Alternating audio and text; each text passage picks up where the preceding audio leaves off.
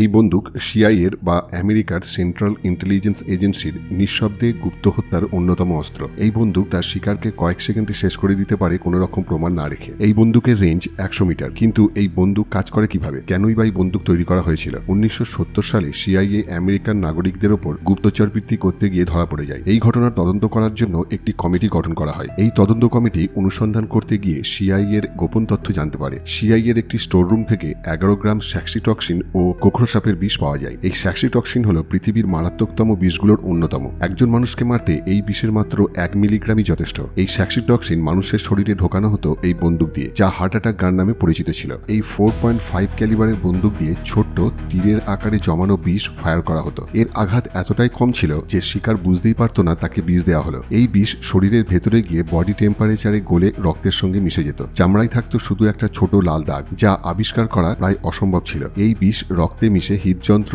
অকেজো করে দেয়। আপাত দৃষ্টিতে মনে হবে হার্ট অ্যাটাকে মৃত্যু হয়েছে। এই বন্দুক তৈরির উদ্দেশ্য ছিল শত্রু বিনাশ হবে কোনো রকম প্রমাণ ছাড়াই। এই পিস্তল ইলেকট্রিকে চলতো। এর হ্যান্ডেলে ব্যাটারি থাকতো, যার দ্বারা ইলেকট্রিকের সাহায্যে তীরের আকারে জমানো বিষ শিকারের দিকে নিক্ষেপ করা হতো। 1969 সালে প্রেসিডেন্ট নিক্সন সমস্ত রকম কেমিক্যাল ও বায়োলজিক্যাল অস্ত্র নিষিদ্ধ করে দেয় এবং সেই সঙ্গে এই পিস্তলের ব্যবহার বন্ধ হয়ে যায়। কিন্তু সমস্ত অস্ত্রের সঙ্গে এই পিস্তলও ধ্বংস করে দেওয়া হয়েছিল কিনা তা আজও অজানা।